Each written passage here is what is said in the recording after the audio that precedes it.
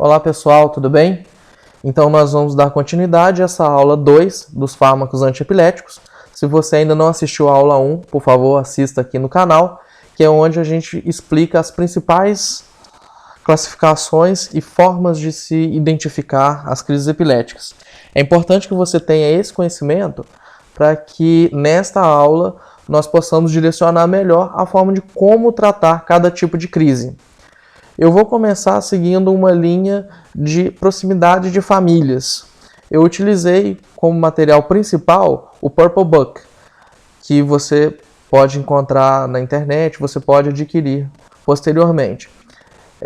Eu gostei do esquema dele porque está bem simplificado, mas há outras literaturas que você pode encontrar ao final na bibliografia, em que você pode encontrar um material um pouco mais aprofundado para compreender tanto a meia-vida de liberação, o mecanismo pelo qual o fármaco percorre o organismo e como ele se liga, cada fármaco se liga ao seu sítio de ação. Eu tentei focar essa aula de uma forma mais prática, em termos de particularidades de dose, em termos de como se utiliza ela no dia a dia. Então a parte técnica eu vou pedir que vocês se orientem pelo livro. Como eu disse na aula 1, nós temos que ter alguns conhecimentos, principalmente no sentido da combinação dos fármacos. Este slide aqui, ele aponta os fármacos mais utilizados no Brasil e se ele induz o citocromo P450, se ele é metabolizado pelo citocromo P450, ou se ele induz ou inibe, a enzima uridina de fosfato glicoroniltransferase. E de acordo com cada forma que um desses fármacos vai interagir com o citocromo, com a forma da metabolização, vai indicar para a gente principalmente qual fármaco não seria interessante ser combinado com outro e em quais situações especiais que esse fármaco não deve ser usado. Então, por exemplo, fármacos que têm uma intensa metabolização hepática, como por exemplo o fenobarbital, o ácido valproico, são fármacos que, nos casos de uma insuficiência renal, devem ser ou evitados ou a dose reajustada. Aquilo que eu falei na outra aula, em que a combinação de fenobarbital com ácido valproico também não é tão pertinente, você encontra a justificativa aqui, olha, ambos são metabolizados pelo mesmo citocromo. Então isso pode levar a alterações na concentração sérica de cada um deles. Então eu posso ter efeitos mais tóxicos evidentes, os efeitos colaterais exacerbados, o efeito terapêutico ou do fenobarbital ou do valproato nem tão bem expresso. Nós vamos ver em cada um deles aqui, certo? O primeiro que nós vamos conversar vai ser sobre a carbamazepina. A carbamazepina ela é um excelente medicamento para crises focais, mas também tem aplicação em crises tônico-clônicas generalizadas. O nome de marca dela é o Tegretol, é o nome referência, mas você encontra outros similares também. O Tegretol, ou a carbamazepina, nos adultos, você começa numa dose média de 200 mg por dia. Você tem uma outra apresentação que também é chamada CR, CR, que é de liberação estendida.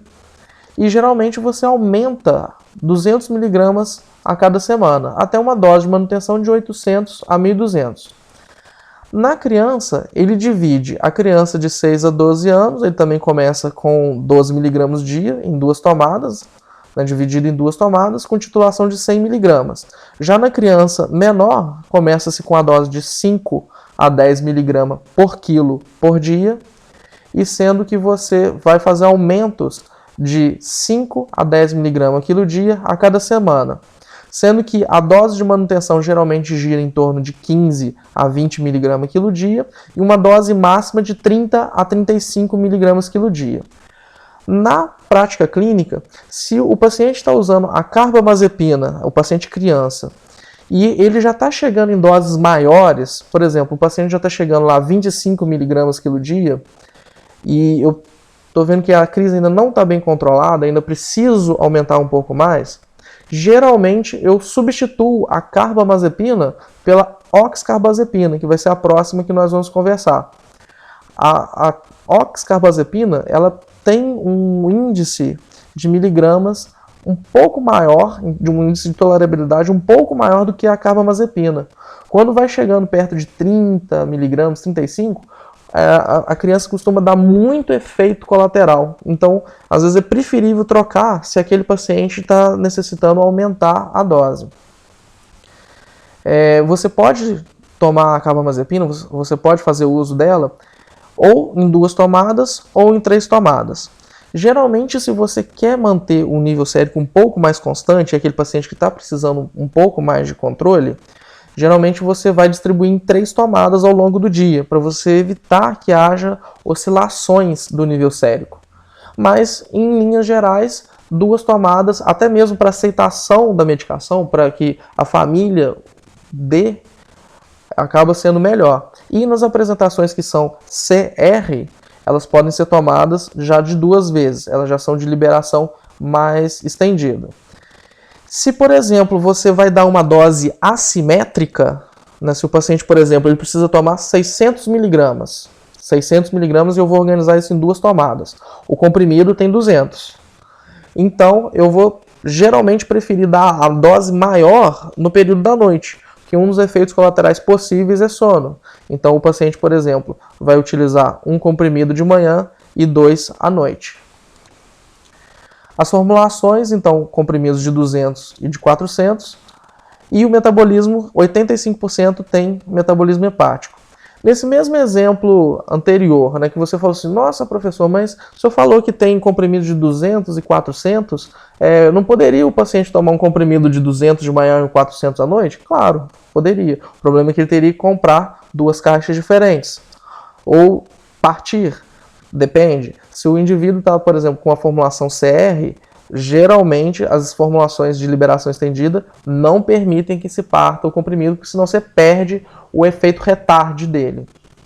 Os efeitos mais comuns podem ser neurocognitivos. Eu posso ter um efeito, uma dificuldade cognitiva a longo prazo, isso é descrito. Posso ter síndrome vestíbulo-cerebelar, né? Então essa síndrome pode às vezes dar tontura, o paciente pode sentir mal-estar. Pode às vezes acontecer, por exemplo, efeitos de visão dupla, mal-estar. Em relação à parte de alterações metabólicas, ele pode provocar uma retenção hídrica e uma hiponatremia. Em relação a gestantes, pode gerar efeito no tubo neural. Então, é uma medicação que na gestante também não é tão aconselhável assim. Outros efeitos idiosincráticos, isso praticamente todos os fármacos vão ter, então eu não vou repetir com tanta veemência, mas são as reações de racho cutâneo, alergias de pele, a síndrome de Stevens-Johnson. Eu aconselho muito que vocês pesquisem sobre a síndrome de Stevens-Johnson. Ela pode acontecer desencadeada de praticamente qualquer fármaco, e é uma reação muito severa, e o paciente tem que ser orientado em que, se ele estiver sentindo algum sintoma semelhante a isso, deve-se parar com as medicações. Outros efeitos também idiosincráticos são as discrasias sanguíneas. Outros fármacos que interferem, nós temos a fluoxetina, o propofixeno, a eritromicina e a cimetidina, que aumentam o nível sérico da carba.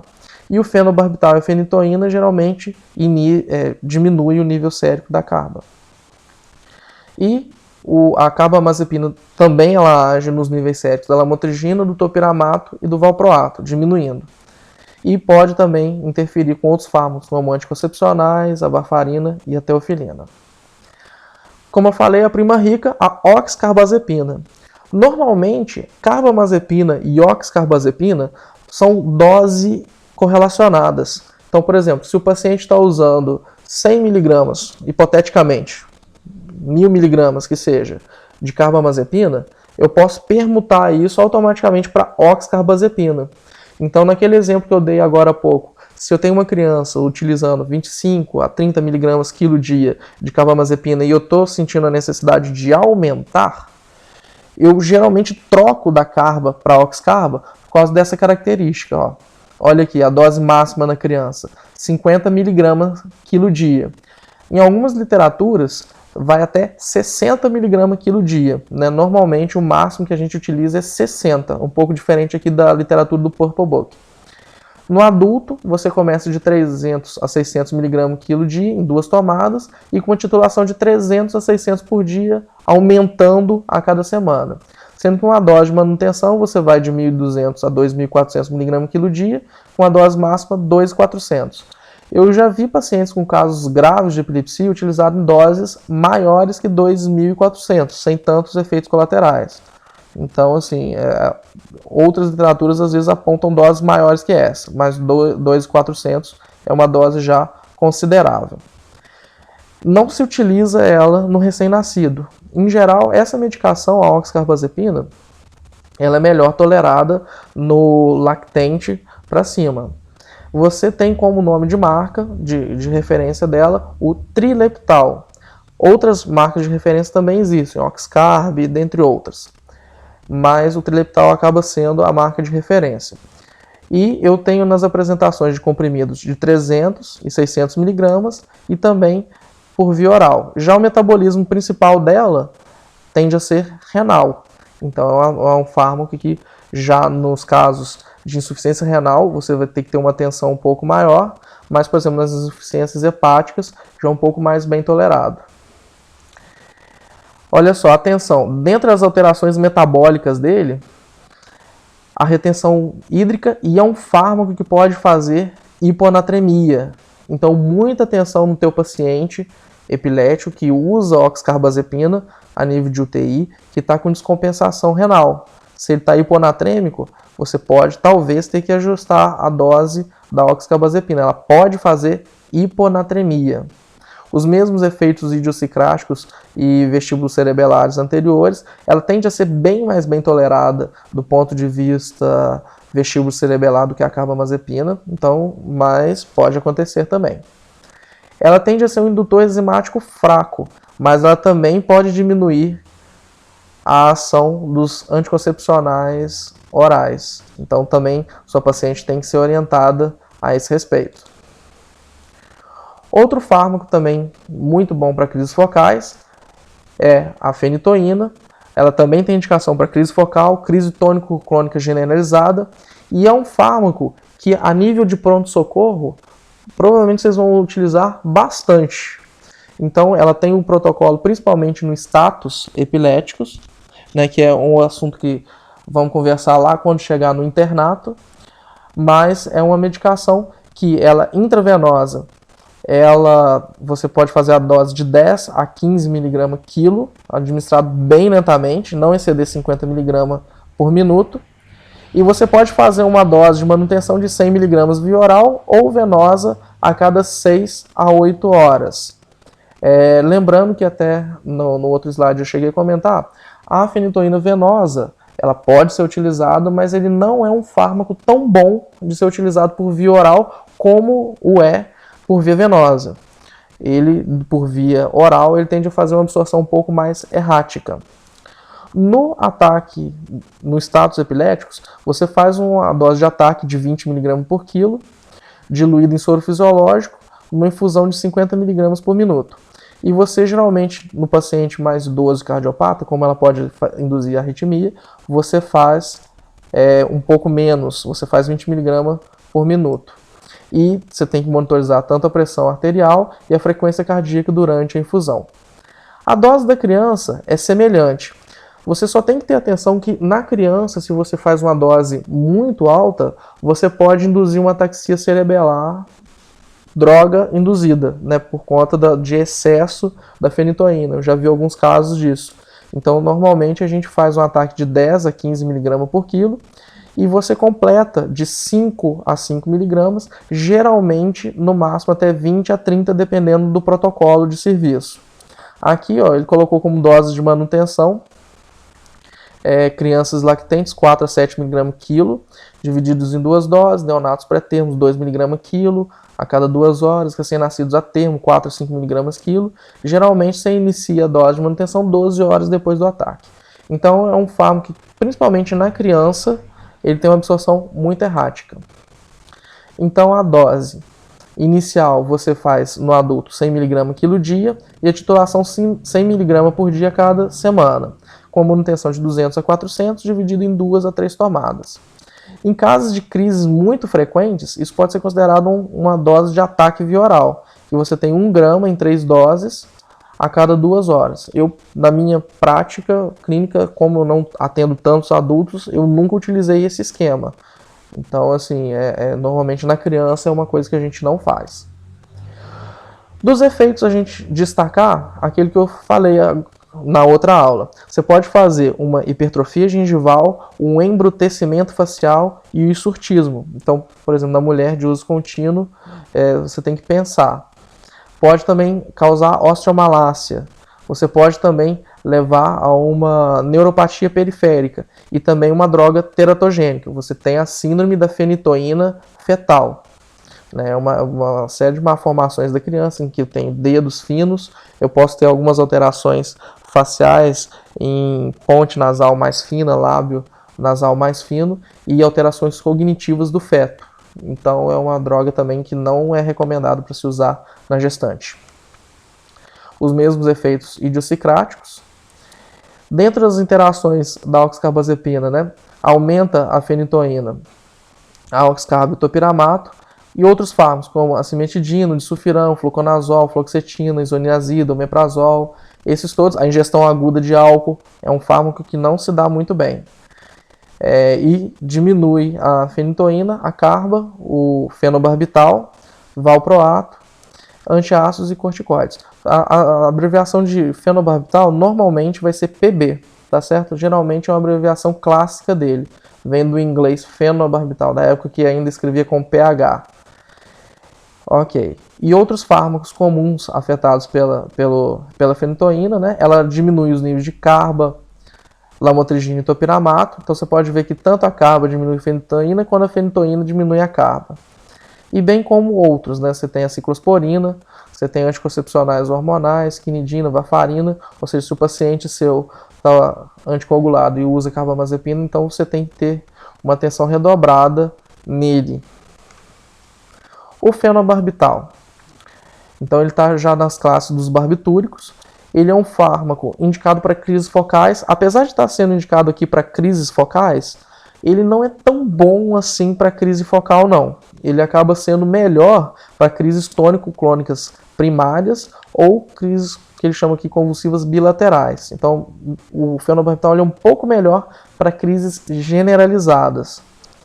Ele, para ataque a nível de status epiléticos, é uma medicação muito boa. Então, você tem uma dose de ataque de 15 a 20 no adulto, com o máximo de 60 mg quilo minuto, e na criança de 10 a 30 mg por quilo. Alguns protocolos põem de 10 a 40, com o máximo de 60 mg quilo minuto, ou 60 mg por minuto, ou 2 mg quilo minuto. Geralmente, na criança, na prática, a gente geralmente faz de 10 a 40 mg por quilo, só que geralmente são feitos ataques de 10 em 10. Faz 10 mg por quilo, vê se responde. Marcou no tempo, 5 minutos, mais 10 mg por quilo, marca o tempo. 5 minutos, respondeu a crise? Não, então mais 10, geralmente você não faz os 30 de uma vez, não, ou os 40 de uma vez. Tem que ter atenção porque ela pode rebaixar se você fizer de uma vez ou quando vai dando a dose cumulativa próximo a 40 mg por quilo, o paciente ele pode rebaixar. Então, se você vai começar o fenobarbital, já está no processo de status, então isso é a nível de uma sala vermelha, você já tem que ter um equipamento de intubação próximo, você já tem que ter todo o aparato de suporte. Na aula de status, quando nós tivemos a oportunidade de conversar sobre, o suporte respiratório, o ABCDE, é muito importante na condução desse paciente. Então, é uma droga, por exemplo, que pode rebaixar se você utilizar em grande volume. A dose, quando já por via oral, você tem comprimidos de 100 mg. O nome comercial mais comum do fenobarbital é o Gardenal, acaba sendo um dos fármacos mais famosos e, infelizmente, há muito preconceito sobre esse nome, né? Tanto você utiliza até em piadas do dia a dia, né? Falaram outro dia, assim, eu escutei uma piada, foram na farmácia e pediram um remédio de um certo presidente aí que estava indicando. E saiu com Gardenal. Então, assim, é utilizado às vezes até de uma forma pejorativa. Mas é um fármaco que tem o seu espaço. Então, nos adultos, geralmente a dose é de 100 mg e de manutenção de 100 a 200 mg, preferencialmente à noite.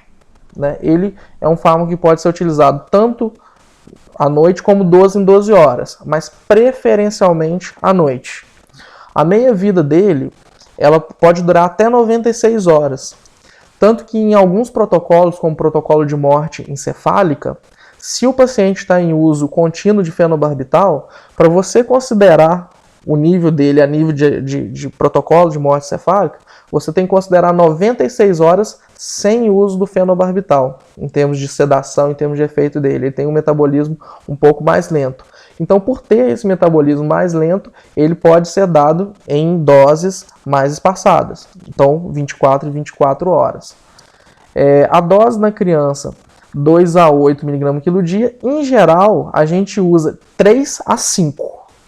Raramente a gente usa mais que 5 mg. Se você está usando 5, 5,5, 6 mg de fenobarbital e o paciente ainda está tendo crise, provavelmente você vai ter que associar uma segunda droga aí. Ele em monoterapia, mais do que esse valor, é muito mais raro de ser utilizado. Então, normalmente, o comum de se dar é 3 a 5 mg quilo dia. O neonato, 2 a 5 mg quilo dia. E sempre que você vai retirar o fármaco, é interessante, seja para substituir, ou seja porque você já está programando a retirada do paciente, de zerar o fármaco dele, é importante que essa retirada seja lenta, porque você pode às vezes ter crise rebote na retirada abrupta do fármaco. Então, por exemplo, se o paciente está usando gotas, 2 gotas por dia, 1 gota por dia, a dependendo da resposta que ele tiver, e a dependendo da clínica. Mas tenha em mente que se você vai retirar o fenobarbital, retire-o lentamente. Ele tem um metabolismo hepático e renal e ele faz ligação a proteínas séricas, né? Como eu até disse agora há pouco, a excreção dele tende a ser mais lenta, então ele fica mais tempo recirculando no organismo. Então, ele tem uma ação no sistema musculoesquelético, então ele pode levar a osteomalácia. Em alguns pacientes está associada à chamada contratura de Dupuytren. Essa contratura ela é principalmente do dedo medial, né, dos tendões mediais, e acontece uma flexão da mão. No sistema digestivo, um efeito colateral muito comum, a sensação de náusea, vômito, constipação intestinal, e também é uma droga potencialmente teratogênica, olha lá. Ele pode fazer malformações cardíacas. Tem os mesmos efeitos idiosincráticos, né? Então também pode levar a síndrome de Stevens-Johnson. E os medicamentos que afetam a concentração sérica. Olha só, aumenta o nível de fenobarbital. O ácido valproico e a cetazolamida diminui ou aumenta o fenobarbital e a fenitoína. E o fenobarbital diminui a carba, o valproato, a lamotrigina e o topiramato, ou seja, eles acabam interagindo naquele mesmo sítio. Você pode ter efeitos mais tóxicos de um ou até mesmo de outro, dependendo. Né? Tem outras literaturas que dizem que aumenta o efeito do valproato. Ou como o leigo diz, corta o efeito. Adoro isso, corta o efeito da medicação. Ok. A primidona. A primidona ela é uma prima do fenobarbital, porque ela é uma prodroga que no metabolismo hepático ela acaba se transformando em fenobarbital. Acaba que a primidona, comparada com o fenobarbital, ela tem uma ação um pouco melhor para crises focais. Tanto que no tempo que amarrava cachorro com linguiça, como diz o meu chefe, Dr. Cristóvão, a primidona era uma segunda opção quando você tentou utilizar todos os fármacos para crise focal e não deu. Às vezes o paciente respondia com a primidona. É um fármaco menos utilizado hoje em dia, bem menos. Tanto que, se você for observar, os efeitos colaterais dele e praticamente as doses são muito parecidos com o do fenobarbital. Né, os próprios efeitos dele idiosincráticos, eles são bem parecidos. Ok. Saindo dessa classe, iniciando a classe dos benzodiazepínicos. Nós temos uma ampla variedade dessas medicações. Outras que eu até não citei aqui também podem ter efeitos antiepiléticos. Porém, esses que eu listei aqui são mais comuns utilizados. Um que, por exemplo, está injustiçado aqui, o lorazepam, ele, em alguns protocolos, principalmente internacionais, ele entra como medicação para o status, mas nessa lista aqui eu acabei não colocando. Nós temos então o clobazam, o clonazepam, o diazepam, o midazolam e o nitrazepam. Apesar de todos serem benzodiazepínicos, cada um deles tem alguma característica que vai torná-lo melhor ou pior do que o outro para determinada situação. Em geral, o mecanismo de ação deles é uma inibição sináptica mediada pelo GABA. Só que, às vezes, em concentrações mais altas, eles também podem reduzir o disparo persistente de alta frequência. Então, ou seja, uma outra forma de ação.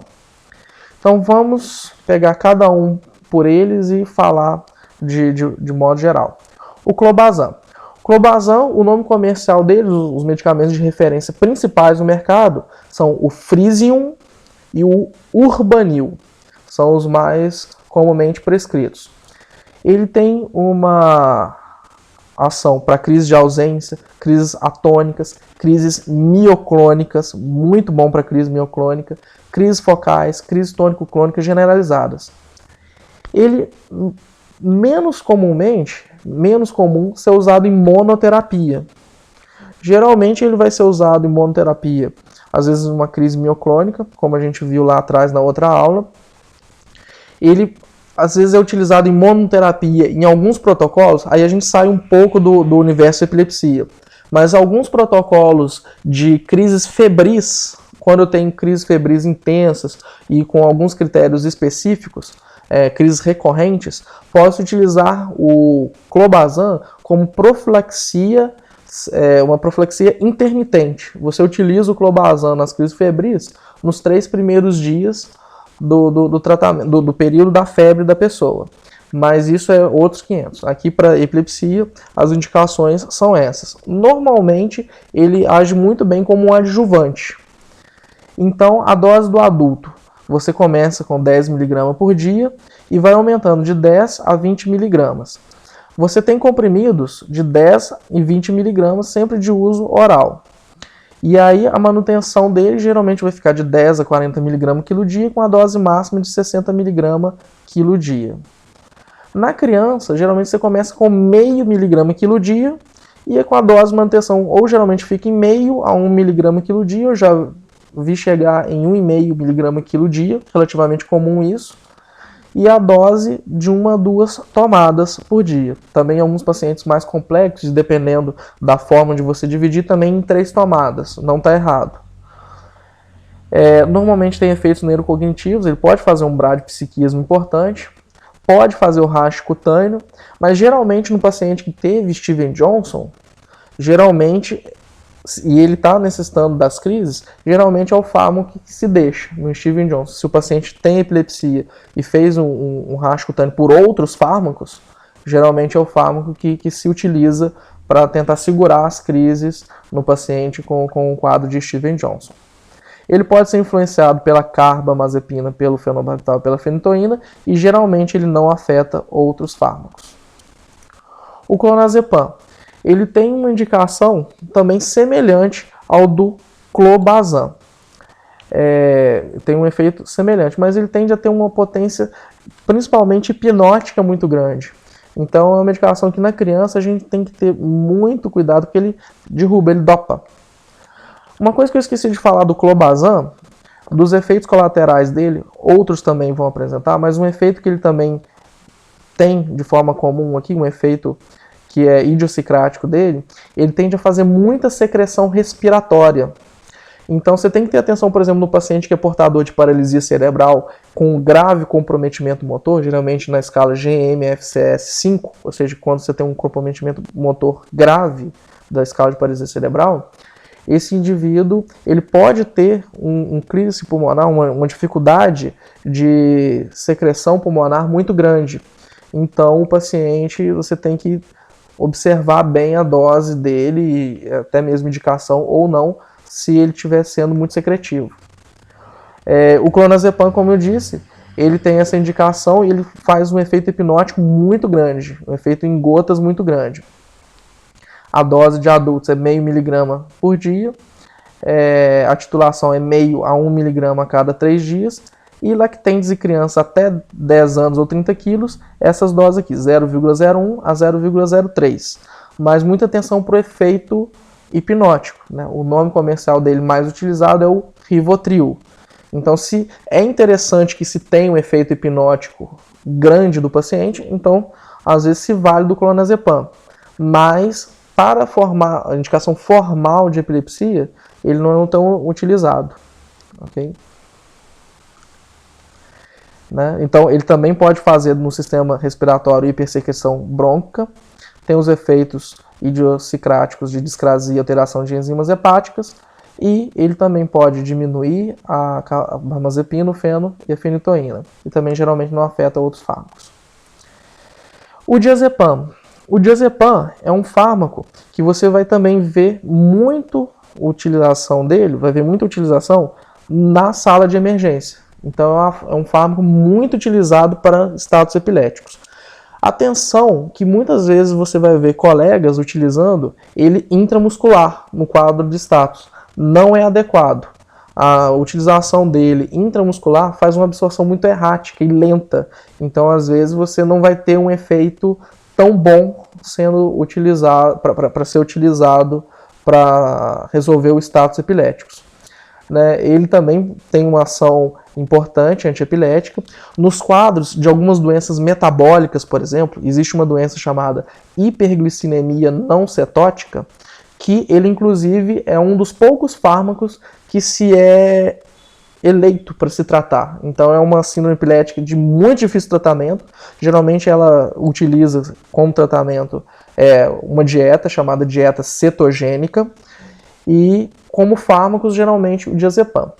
Outra característica do diazepam também em relação aos colegas benzodiazepínicos dele é que ele promove um relaxamento muscular intenso. Então naquele paciente espástico ele também pode provocar um relaxamento interessante. Tem que ter atenção porque ele também pode fazer rebaixamento de nível de consciência e ele também, em doses altas e principalmente no status, pode fazer depressão respiratória. Então é aquilo que eu falei agora há pouco. No protocolo de status, o ABCDE tem uma importância gigantesca. Ok? O midazolam também é um fármaco que se utiliza na emergência. Existem algumas apresentações de midazolam, como por exemplo o estezolide ou por exemplo o bocolam, que são medicações principalmente importadas para você fazer via oral como medicação de resgate em casa no quadro de status epiléticos, mas ainda é uma medicação importada. Você pode encontrar ele com mais frequência na sala de emergência. Então, olha só, a dose de ataque que você vai ter no adulto é de 5 a 15 mg por via oral e geralmente com a manutenção de 0,5 a 0,4 mg quilo hora. E na criança, 0,05 a 0,20 mg quilo, com máximo de 5 mg. E olha a característica dele aqui. Pode ser feito nasal. Isso aqui salva a vida, gente. Ao invés de você fazer como o colega que faz só o diazepam intramuscular, você pode fazer o midazolam nasal. O próprio diazepam, existem cálculos também para ser feito nasal, mas eu prefiro o midazolam.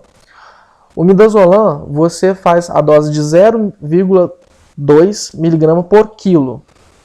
Você infunde, você aspira ele puro na seringa e você posiciona a seringa contra a mucosa do paciente.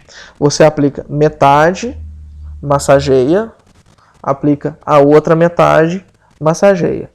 Muita atenção de quando for fazer isso, quando for fazer a medicação, para até pela ansiedade você não empurrar um êmbolo muito rápido, porque senão você faz o paciente simplesmente engolir a medicação e não ser absorvida pela mucosa. Então você faz, às vezes com primeira droga, ainda nem pegou veia, então você faz a medicação mais lentamente, massageia a mucosa, na outra mais lentamente, massageia a mucosa. Às vezes aquela breve pausa que o paciente sai da crise, mesmo que ele volte depois, mas aquela breve pausa às vezes ajuda muito a tua equipe a já pulsionar um acesso venoso e posteriormente fazer as medicações intravenosas. Desse fármaco específico, eu gosto muito também de orientar um cálculo para você ter ele em mente, porque até você começar a fazer as contas, você vai ter um pouco mais de dificuldade. Né? Então, assim, até você fazer as contas na calculadora, acaba sendo um pouquinho mais complicado. Olha só, como que a gente calcula? O midazolam, ele geralmente, na ampola, ele tem a apresentação de 1 mg por ml e 5 mg por ml, certo? 1 mg por ml, 5 mg por ml. O mais comum de você ter é a apresentação 5 mg por ml. Então, olha só, a dose no status, ela geralmente vai ser 0,2 a 0,5 mg por quilo, certo? Então, se eu divido 0,2 por 5 e 0,5 por 5, se eu for ver em ml, eu vou ter 0,04, divide depois, 0,2 por 5, faz a conta aí, pausa o vídeo e faz essa divisão. Isso vai dar 0,04 ml por quilo. Depois divide 0,5 por 5, isso vai dar 0,1. Então, geralmente, como que você faz? Se chegou a criança convulsionando, você multiplica o peso dela por 4. Simples assim, multiplica o peso dela por 4. E isso já vai dar a dose que você vai ter que puxar na seringa de 1 ml. Então, por exemplo, uma criança de 7 quilos, por exemplo. Então, chegou convulsionando, uma criança de 7 quilos. Que dose que eu vou fazer de ataque? 4 vezes 7, 28. Então, eu vou fazer 28 unidades nasal dela, a cada 5 minutos, no status epiléticos. Eu posso fazer até 0,1 ml por quilo. Então, assim, essa dose eu posso até aumentar um pouco. Às vezes, se a enfermeira ou a técnica tiver dificuldade de puxar 28 unidades, puxa 30 unidades. Ainda vai estar dentro da dose terapêutica, certo? Então, é um valor que é importante você guardar para a sua vida. Então, você multiplica o peso por 4, divide por 100, né, já vai dar o valor exato naquela seringa de 1 para você fazer na criança. Ok? Muito bem. O nitrazepam. O nitrazepam também é um benzodiazepínico de amplo espectro, que também pode ser utilizado nas crises de ausência, crises atônicas, crises mioclônicas, crises focais. Olha aqui, na outra aula que você viu que eu disse que às vezes os nomes vão se imiscuindo. A crise focal, por exemplo, aqui já é chamada de crise parcial. Né? Então, você pode ver que na própria literatura ainda existe essa mistura de nomes. Então, você tem a crises parciais e crises tônico-clônicas. Então, os comprimidos são de 5 a 10 mg. Então, nos adultos, geralmente eu uso 5 a 10 mg por dia, com 2 tomadas diárias. E na criança, meio a 1 mg por quilo. A medicação ela não é padronizada para menores de 6 anos de idade, mas nos casos severos de epilepsia, muitas vezes utiliza-se off-label essas medicações. Então, os efeitos neurocognitivos são bem comuns, geralmente um bradipsiquismo pode acontecer, racho cutâneo, e geralmente ele não afeta outros fármacos. Ele também pode fazer a secreção, apesar de não estar escrito aqui, também é comum o paciente que usa nitrazepam fazer secreção respiratória, né, secreção brônquica importante. E ele é um fármaco contraindicado nos pacientes com porfiria e nos pacientes com quadro de glaucoma de ângulo agudo. Então é uma particularidade do nitrazepam. Ok? Ethosuximida é praticamente um fármaco órfão, né? Ele só trata um tipo de crise, que é o tipo de crise ausência infantil, ausência típica infantil. Então, é um fármaco que no adulto você usa de 250 a 500 mg por dia, com dose de manutenção de 1.000, e na criança geralmente 5 mg quilo dia, e você faz a manutenção entre 15 e 20. Então é uma medicação que não é recomendada para menores de 3 anos e tem um metabolismo hepático, então praticamente só trata a crise do tipo ausência. Pode gerar vários efeitos colaterais, como perda de apetite, alteração de marcha, tontura, sonolência, esses que são descritos aqui no slide. Pode também gerar Steven Johnson, pode gerar síndrome de lupus-like, discrasia sanguínea, e ela pode também ser afetada por outras drogas, como aqui descritos. Lamotrigina, fármaco excelente, amplo espectro, só tem que tomar cuidado com ele na pediatria por um detalhe. Dos fármacos, ele pode dar muita reação cutânea. Desses fármacos é muito comum, principalmente nos quadros que você titula ele rápido demais. Então ele tem que ter uma titulação lenta. E notem vocês, esse fármaco ele tem 2 doses. Então, ele tem doses quando ele está sozinho, ou com outras associações, sem o valproato, ou quando ele tem associações com o valproato. Então, você pode ver que no adulto, por exemplo, é metade da dose. Na criança, é ainda menos. Né? Você tem uma dose, por exemplo, de manutenção de 5 a 15 mg quilo dia. Se o indivíduo está usando ácido valproico, essa dose de manutenção cai para 1 para 5. E a do ácido valproico também diminui. Ela também tem que diminuir. A dose máxima do valproato também cai com o uso da lamotrigina. Ele cai para, no máximo, 40 mg quilo dia. Sem a lamotrigina, 60 mg quilo dia. Normalmente, esse fármaco tem esse amplo espectro, como eu disse. Então, ele pode tratar crise tônico-clônica, crise de ausência, mioclonias, crises focais, mas se o paciente está tendo mioclonia, ele não vai ser primeira escolha, porque ele pode, inclusive, piorar e desencadear mioclonias. Então, para esse tipo de crise, tenha atenção com a lamotrigina, não é a sua primeira escolha para ele. Então, você tem fármacos, você tem comprimidos de 25, 50 e 100 mg. Os efeitos cefaleia, náusea, vômito, diplopia, tontura, tremor na associação com valproato, e ele tem uma teratogenesidade mais rara. Aí que vem a particularidade. Gestante. Na gestante, geralmente é o fármaco de escolha para o tratamento de epilepsia na gestante. O índice de teratogenicidade da lamotrigina tende a ser mais baixo. Então, ponto aí de estrelinha. Põe a estrelinha aí na gestante. De efeito idiosincrático, os mesmos, né, pode gerar Steven Johnson, e esse tem que ter muito cuidado, porque de todos eles, principalmente na criança, é o que mais dá problema, e pode ser afetado por essas outras medicações como descritas aqui. A lacosamida é uma medicação nova.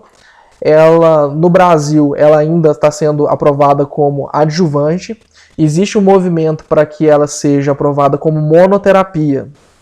Ela ainda no Brasil está disponível na forma oral, né? Então, mas ela tem formulações também de formulações venosas. Inclusive é um fármaco que tem um grande potencial para vir a incorporar protocolos de status epiléticos. Ainda, infelizmente, não é uma realidade no nosso país, mas acredito que ainda vai se tornar mais difundido. Né? A dose da lacosamida em criança, por exemplo, ela é de 3 mg quilo dia, geralmente ela é padronizada 3 a 4 mg, com manutenção 6 a 12 mg. No adulto, ela já é 50 mg quilo dia, dose inicial, com a manutenção de 200 a 400. Dentre as suas formulações, você tem comprimido de 50, 100, 150 e 200 e um xarope 10 mg por ml. Né? Então ela tem esse paciente, ela tem esse perfil de paciente.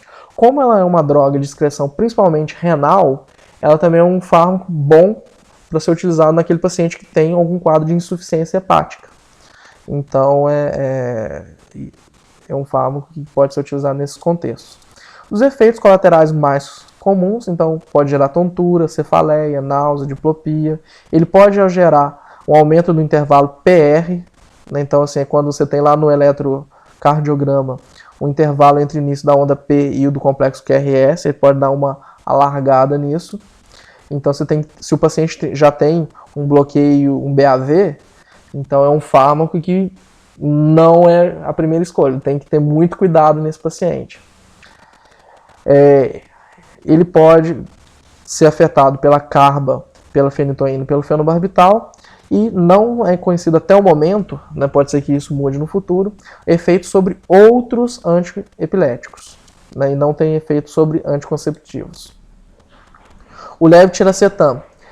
Esse levetiracetam, ele é um fármaco que no tempo da minha residência, né, há 225 anos atrás, nem tanto tempo, né, eu fiz a residência em 2014, ver uma caixinha de levetiracetam era como se estivesse vendo uma Ferrari, né? Ele era um fármaco que praticamente toda a literatura super indicava muito para todos os tipos de crise, é um fármaco de amplo espectro, mas era de um acesso muito difícil. Né? Depois que eu me formei já em 2016, foi quando a Anvisa já permitiu a comercialização, hoje é um fármaco mais difundido, então ele acaba sendo a primeira escolha para vários tipos de crise. Acaba que uma das coisas no nosso meio que ainda dificulta um pouco o acesso ao levetiracetam acaba sendo o custo. Ele tem um custo mais elevado. Né? As medicações de referência dele é o Keppra, principalmente o Keppra, e outra marca que tem sido utilizado também é o Etira. Então são os fármacos os nomes de marca mais comumente prescritos. Mas a forma genérica, levetiracetam. Bom para crise focal, crise tônico-clônica, mioclônica, ausência, espasmo. Então é um fármaco de muito boa tolerabilidade. A dose nos adultos é de 500 mg por dia, em 2 tomadas, e com a titulação aumentando 500 mg por dia. Nas crianças, a titulação você começa de 5 a 10, geralmente em 2 tomadas, chegando a 40 ou a 60 mg quilo dia. É um fármaco que tem uma agilidade de manipulação muito grande. Você pode aumentar com intervalos mais rápidos, né? Você pode aumentar de 3 a 5 dias entre o aumento de dose, não necessariamente semanal. Claro que dependendo do caso. É um fármaco que aqui também não está descrito, mas alguns protocolos de crises neonatais também se utiliza. Então é um fármaco bem tolerado também a nível neonatal. Apesar de ser ainda no nosso país off-label. Né? Medicação não padronizada em monoterapia para menores de 16 anos e em politerapia para menores de 1 mês de idade, mas alguns protocolos já começam a incluir levetiracetam. As formulações, você tem comprimidos de 250, 500 e 750. Do remédio de marca Keppra, você tem só 250 e 750. Porém, do Etira, você tem a formulação de 500 mg, além da solução 100 mg por ml. E é uma medicação que tem um metabolismo renal, então também tem que ter atenção se o paciente tem alguma insuficiência renal. Dos efeitos colaterais que a gente tem que ter muita atenção para esse fármaco é se o paciente tem alterações psiquiátricas. Geralmente, se o paciente tem alguma alteração de comportamento, já um comportamento opositor ou algum outro transtorno de humor importante, o levetiracetam pode piorar essa alteração de humor dele. Então é um fármaco que às vezes, se tem essa história de algum componente psiquiátrico no paciente, é um fármaco a se evitar. Normalmente, os efeitos de são praticamente os mesmos. Né? Eu posso também gerar a síndrome DRESS, que também é um efeito, ela é semelhante ao Steven Johnson em alguns aspectos. Né? Depois vale a pena vocês pesquisarem sobre, não vou atentar porque não é o escopo da aula. Ele pode também interferir com outros fármacos, né? Diminuem o nível de levetiracetam. Os fármacos diminuem o levetiracetam, a carbafenitoína, o feno e a lamotrigina, e aumentam o nível de levetiracetam, o ácido valproico. Geralmente, ele alterando a concentração de outros, ainda não foi descrito. Do metabolismo, 34% sofre hidrólise no sangue, não tem metabolismo hepático, e o restante sofre excreção renal inalterada. Então, no paciente com insuficiência hepática, fármaco a ser cogitado. Topiramato, também um fármaco de amplo espectro, porém eu não vejo uma indicação dele tão forte como monoterapia. Geralmente ele tem uma excelente associação em politerapia. Então ele trata crise tônico-clônica generalizada, ausência, espasmo, mioclonia, crises focais. O adulto, ele tem a sua dose inicial de 25 mg, com a titulação de 25 mg lenta. Geralmente é preferível fazer essa titulação de 1 a 2 semanas, então tem que ser uma titulação mais lenta, com a dose de manutenção de 200 a 400 em média, podendo chegar até 600 mg. Normalmente, esse fármaco você consegue até pelo estado, né? O estado de Minas Gerais fornece esse fármaco, mas me parece que eles têm uma restrição de 300 mg por dia, salvo engano. Na criança, a dose inicial é de 1 a 3 mg, com a dose máxima de 25 mg por dia. E a titulação também você vai aumentando de 1 a 2 mg quilo dia a cada 1 a 2 semanas até a dose alvo. A dose que eles preconizam, que se utiliza em média, de 6 a 9 mg quilo dia em 2 tomadas. Você pode chegar até 15 mg quilo dia. Em outras literaturas, se permite até 18 ou até 25 mg quilo dia. Então, assim, na minha prática clínica eu nunca passei muito de 18 mg, não. Geralmente em casos mais severos e também em pacientes de peso um pouco menor. Então, nunca passei muito mais disso. Das formulações nós temos comprimidos de 25, 50 e 100 mg, com metabolismo renal principalmente. Dos efeitos colaterais, é muito importante você ter atenção para cálculo renal. Então, é protocolo, quando o indivíduo está utilizando topiramato, de fazer pelo menos anualmente um ultrassom de rins e vias urinárias, porque ele pode formar cálculo. Se é um paciente já predisposto à calculose renal, você também tem que ter atenção se vale a pena utilizar o topiramato. Ou, se caso seja imprescindível utilizar-se o topiramato, tem que monitorizar a questão de cálculo dele. Ele faz a inibição da anidrase carbônica, então isso pode gerar também parestesias, pode gerar glaucoma e pode gerar a hipertermia. Essa hipertermia do topiramato também é bem frequente. O paciente sua menos. Então, principalmente na época do verão, você começa a ter mais febres, né? Você começa a ter mais hipertermias. O paciente vai falar, nossa, mas dia quente fica insuportável. Você vê que eu esquento ou que o meu filho esquenta muito. É exatamente por esse mecanismo de inibição da hidrase carbônica. Ele também pode fazer um bradipsiquismo importante. Então ele pode fazer um alentecimento motor importante, problemas de linguagem. Então é muito comum até no adulto. Então se é um paciente que trabalha de uma forma intelectual muito intensa, você tem que avaliar risco-benefício de utilizar o topiramato nesse paciente. Então ele tem que ser orientado em caso estivesse observando estar mais lento, se está mais lentificado, de ser comunicado ao médico para se pesar risco-benefício do uso.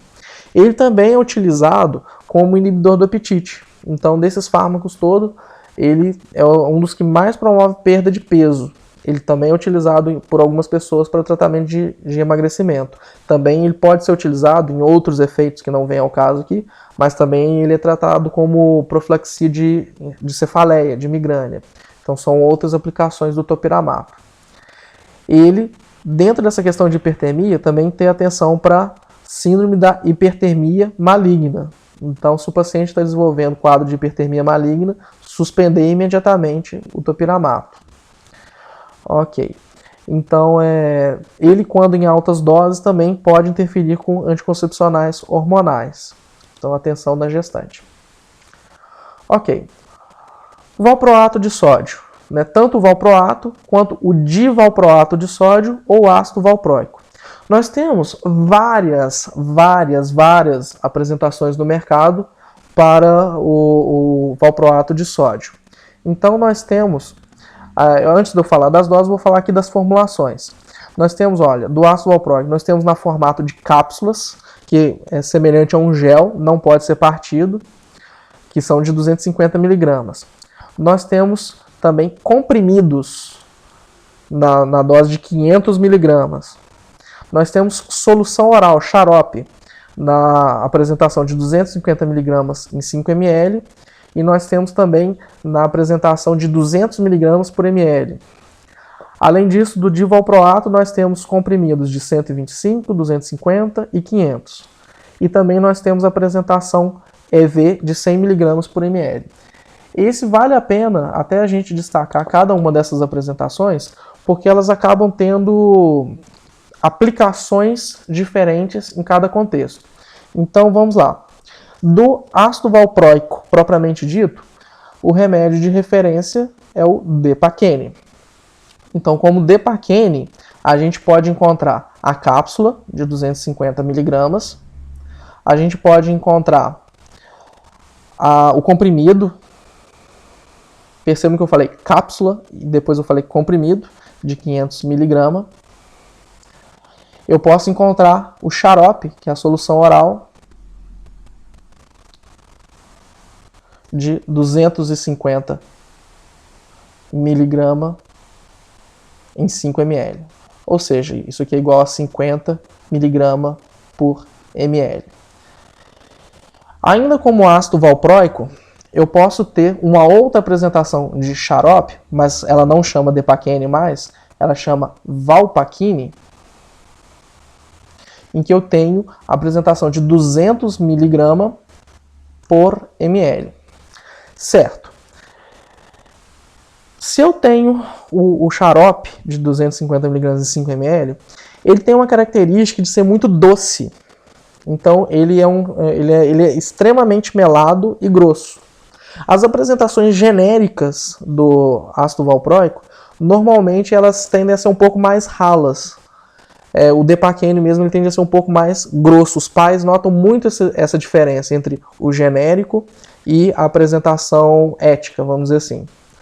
O Valpaquine, ele já não tem essa característica doce tão intensa. E ele é um pouco mais amargo e bem mais concentrado. Quando que geralmente a gente indica o Valpaquine? Quando o paciente precisa tomar um volume muito grande e quando não necessariamente está tolerando o sabor do Depaquene. Então, às vezes, ele pode se adaptar mais com o Valpaquine. Outra apresentação que a gente viu lá é o do divalproato. Qual que é a diferença? Eles têm uma diferença molecular muito pequena. Em geral, o valproato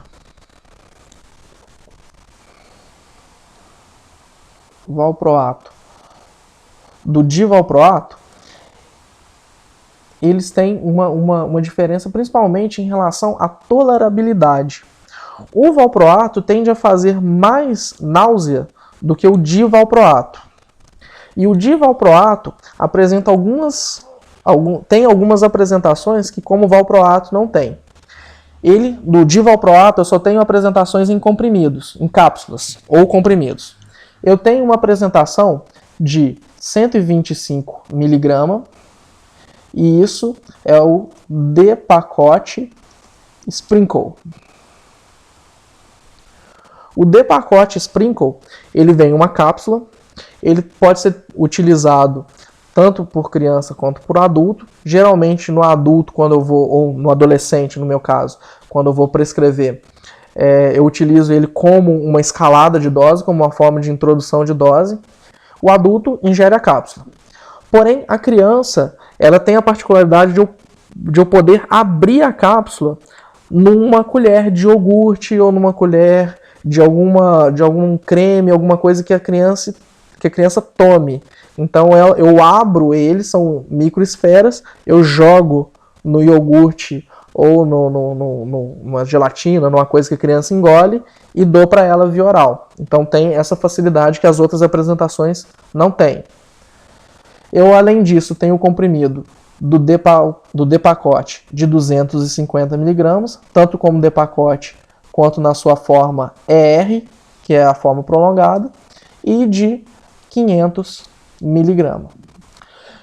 Essas formulações acabam que para criança já são menos utilizadas, porque como é comprimido, e o tamanho do comprimido é um pouco avantajado, então acaba sendo um pouco difícil de engolir. Mas para o adulto, uma tolerabilidade muito boa, melhor muitas vezes que o Depakene.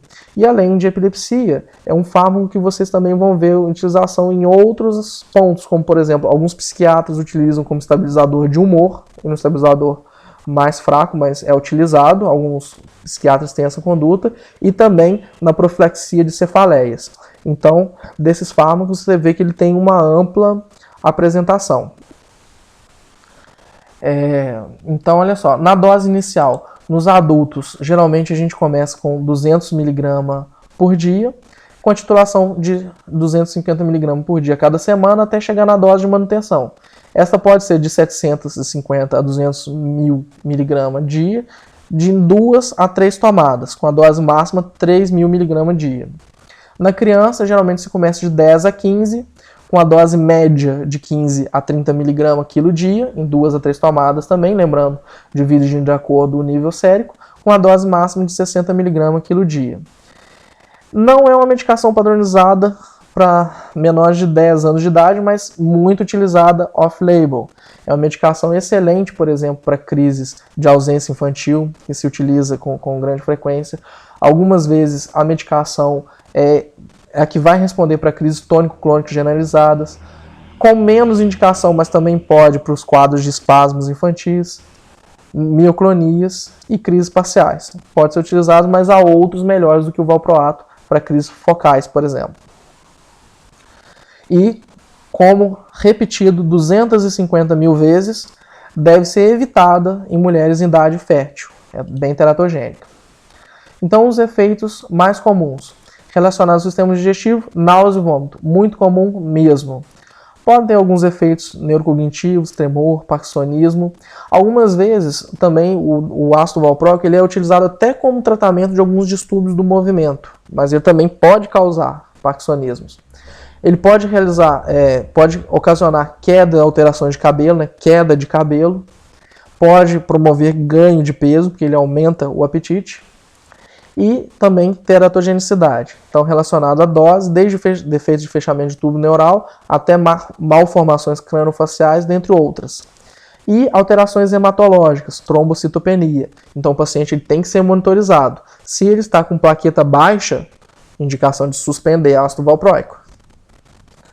Ele, com seus efeitos idiosincráticos, também pode gerar hepatotoxicidade, pancreatite, discrasia sanguínea. Dentre das monitorizações também se pede, junto com ele, as dosagens de amilase. Ele pode elevar a amilase.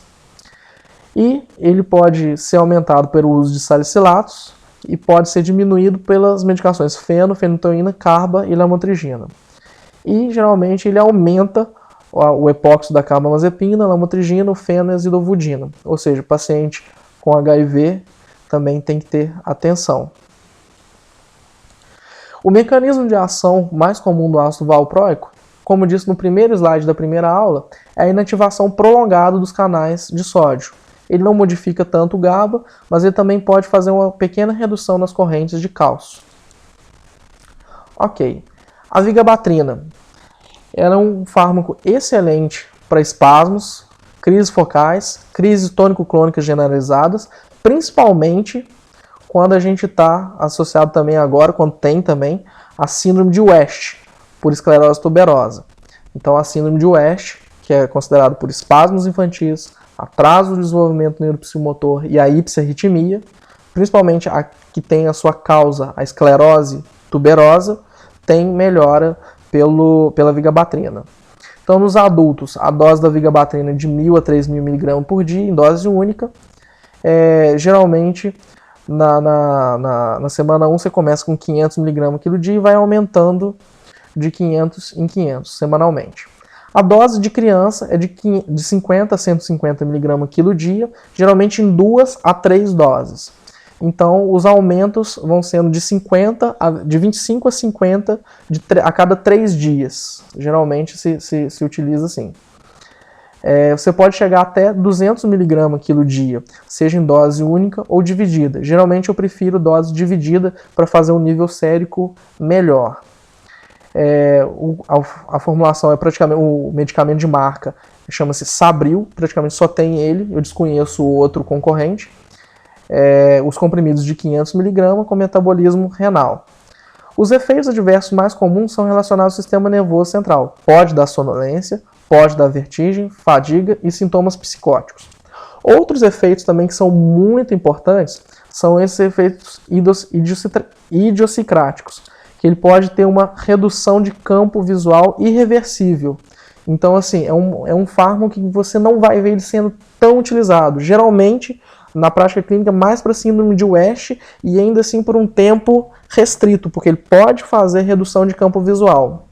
Além disso, os pacientes que usam vigabatrina por longo tempo, eles também podem ter uma alteração a nível de ressonância nos gânglios da base. Você faz um hipersinal de gânglios da base também, considerado efeito idiosincrático da vigabatrina. Ele geralmente não interage muito com os outros fármacos e diminui a fenitoína em 20%.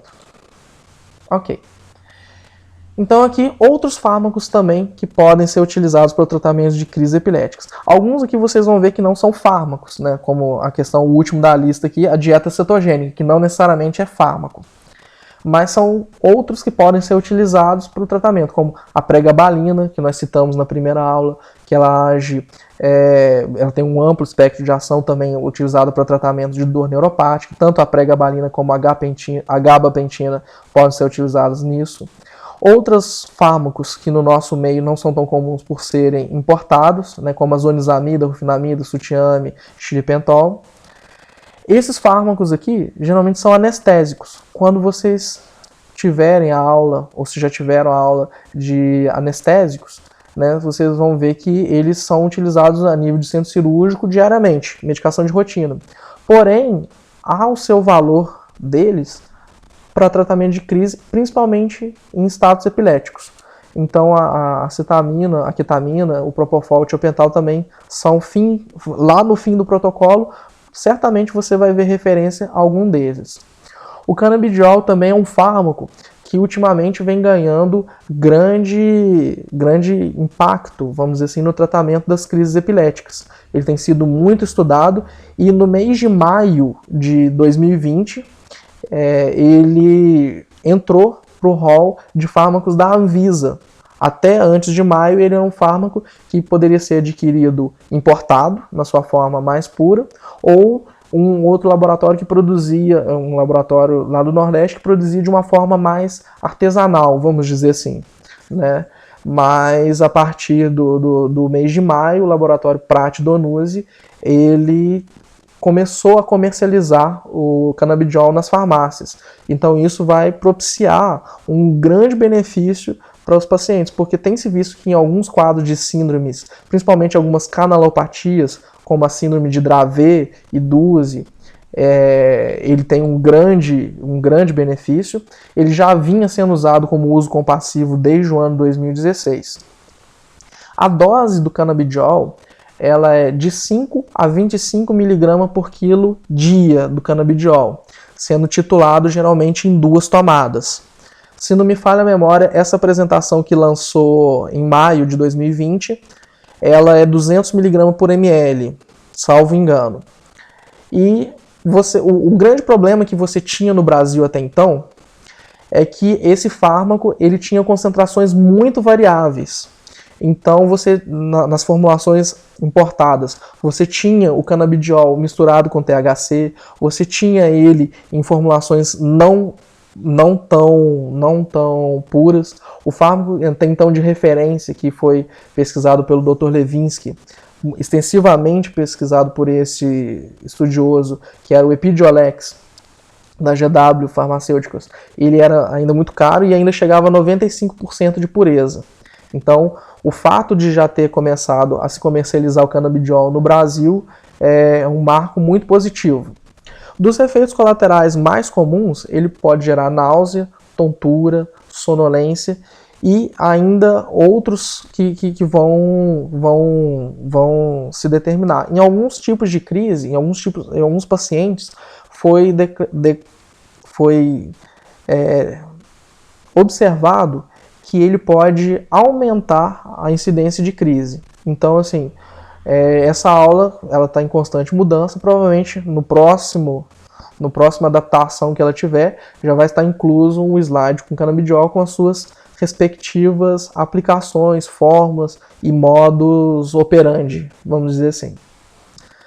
Outra forma de se tratar a epilepsia é com a dieta cetogênica. Essa dieta cetogênica, geralmente estabelecida por nutricionistas especializados, ela consiste na redução de carboidratos da dieta. Então ela é principalmente baseada em leite, proteínas, vegetais, com uma exclusão de carboidratos. Geralmente tem algumas regras de se fazer essa exclusão de carboidratos. Geralmente eles começam tirando progressivamente e medindo o quanto o paciente faz ou não a cetose.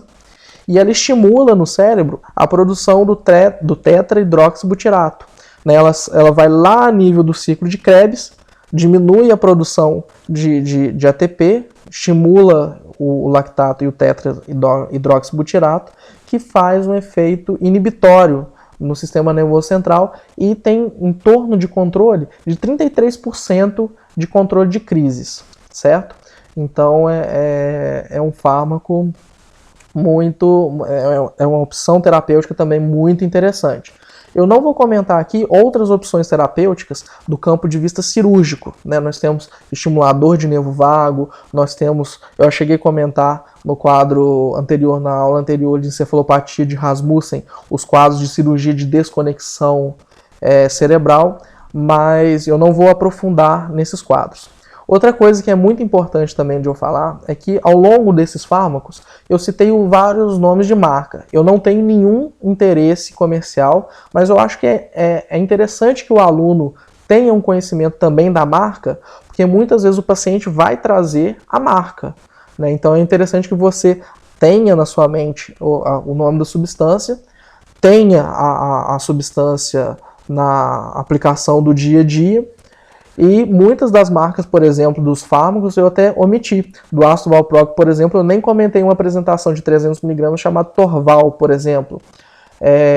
Muitas vezes você vai ter apresentações específicas com nomes ou numerações específicas. Não comentei, por exemplo, do fenobarbital, que você tem o fenocris venoso e o gardernal venoso, sendo que o fenocris ele pode ter utilização tanto venosa quanto intramuscular, enquanto o gardernal só intramuscular. Então, assim, são particularidades que às vezes a marca oferece, e eu acho que é importante no dia a dia a gente ter esse conhecimento, ok? Então, seguindo aqui, situações especiais, para a gente finalizar. Então, mulheres em idade fértil e gestação. A gente tem que evitar indutores enzimáticos. Então, a fenitoína, a carba, fenobarbital, primidona, e em menor grau a oxcarbamazepina, elas reduzem a eficácia dos anticoncepcionais orais, como eu disse anteriormente. Geralmente, os fármacos que mais vão ser tolerados nesse período, lamotrigina e levetiracetam. Nos idosos, eu tenho uma incidência grande de epilepsia. Então, também, eu tenho que ter atenção para aquelas drogas que fazem efeitos de bradipsiquismo, efeitos neurocognitivos. Se o paciente idoso já tem uma tendência maior a demenciar, provavelmente fenobarbital, primidona, topiramato podem acelerar esse processo. Algumas vezes vai ser a droga que tem que ser utilizada para aquele tipo de crise, a droga que a pessoa utilizou. Você tem que individualizar o tratamento do teu paciente. Mas se ele é idoso, esse conhecimento é importante que você tenha em mente. Drogas também indutoras enzimáticas. Geralmente o paciente idoso ele usa uma polifarmácia, então o aumento de interações medicamentosas também podem acontecer. Normalmente no idoso a lamotrigina, a gabapentina, levetiracetam e lacosamida são bem tolerados. O valproato pode aumentar o risco de quedas, tremor e síndrome parkinsoniana. Também pode acontecer uma maior depressão de algum desses medicamentos, principalmente fenobarbital, valproato, de nível de vitamina D, então efeitos osteometabólicos, então aumentar o risco de fraturas patológicas. Então você tem que ter atenção com isso. O paciente com AIDS, o paciente ele pode fazer uso de levetiracetam, gabapentina e lacosamida, o valproato com as suas restrições, porque principalmente se ele usa zidovudina, pode às vezes ter alguma interação. Então, você evitar fármacos também indutores. O paciente com câncer, né, com neoplasia em uso de quimioterapia, geralmente o valproato e o levetiracetam, primeira escolha. A lamotrigina e lacosamida também ok. Nos pacientes com insuficiência hepática, o levetiracetam, gabapentina, topiramato são escolhas adequadas nesse contexto. Já esses outros, como fenitoína, lamotrigina, carba e oxcarba, eles também podem ser utilizados, mas com um cuidado bem mais intenso. E o valproato, o fenobarbital e os benzodiazepínicos, eles devem ser evitados, né? O valproato pela hepatotoxicidade, os benzodiazepínicos pelo efeito sedativo, né? Se o paciente tem insuficiência hepática, ele já tem uma chance aumentada também da encefalopatia hepática. Então, evitar drogas sedativas nesse caso. Esse aqui eu até tirei um print do próprio livro, do Purple Book. Nos casos de insuficiência renal, a maioria deles não vão necessitar de reajuste de dose, só em casos mais graves, né, como por exemplo a lamotrigina, a carba, oxcarba, o valproato e os benzodiazepínicos. A fenitoína, a GABA, a vigabatrina, o topiramato, o levetiracetam e a lacosamida, elas devem ter as suas doses também ajustadas. No caso, o fenobarbital e a primidona, como tem maior risco de toxicidade, doses reduzidas. E aqueles fármacos que têm alta ligação proteica, como a carba, a fenitoína e o valproato, eles são menos dialisáveis. Então, assim, você tem que ter uma atenção com eles. Ao passo que o fenobarbital, o topiramato, o levetiracetam e a vigabatrina, eles já têm uma baixa ligação, sofrem uma redução do nível sérico após a hemodinálise. Então, por exemplo, às vezes se o teu paciente é dialítico, você tem que fazer uma dose de correção pós-diálise para eles. Então, é importante ajustar essa dose e ter um diálogo importante com o nefrologista para em termos de concentração e de ajuste adequado de dose para o teu paciente. Ok. Então, nessa sessão aqui, eu propus uma revisão, um testezinho para você identificar qual é o tipo de crise e qual seria o fármaco que a gente poderia utilizar mais apropriadamente. Então, por exemplo, todos esses vídeos aqui são tirados da internet, ok? Então, imagine esse quadro aqui, ó, esse paciente. Observa bem, qual tipo de crise será que ele está tendo?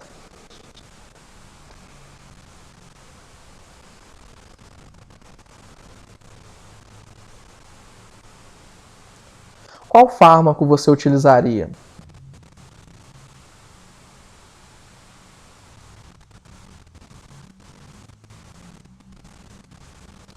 Observa bem, ó. Aqui repetiu o vídeo. Ele faz um padrão de crise, principalmente de um dos lados da boca. Aqui é até um pouco difícil da gente ver, mas aparentemente, ele inicialmente parece não ter perda da consciência. Aqui é um pouco difícil da gente dizer, mas aqui já parece ele ter perda de consciência. A gente teria que ver o contexto dele como um todo. Mas essa crise aqui é uma crise focal. Então, quais medicamentos a gente poderia utilizar para crise focal?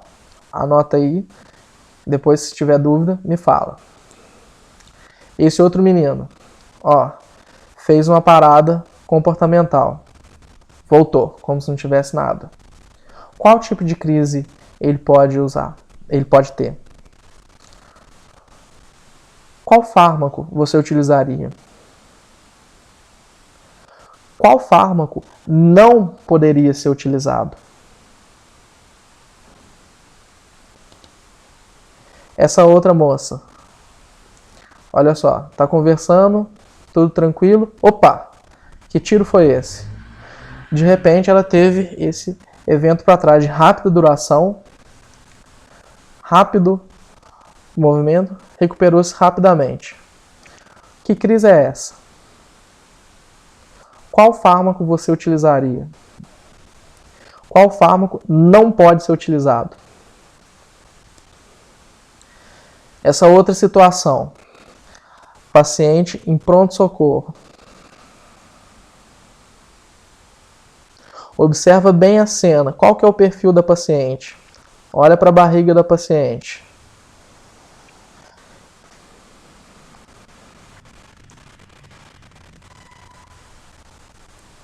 Qual crise provavelmente ela está tendo?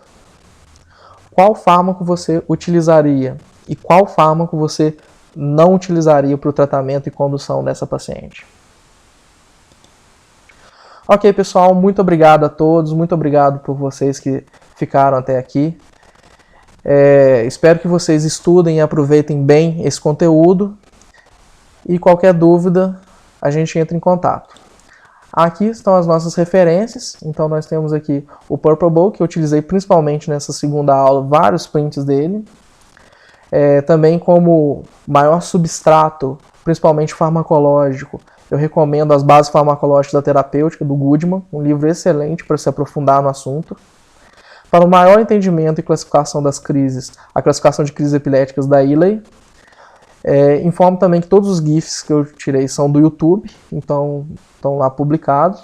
E utilizei também o site UpToDate. E conforme eu disse, todas as referências que eu disse a nome de marca, eu não tenho nenhum conflito de interesse. Então, por isso eu utilizei livremente o nome de todos eles, ok? Muito obrigado, até a próxima.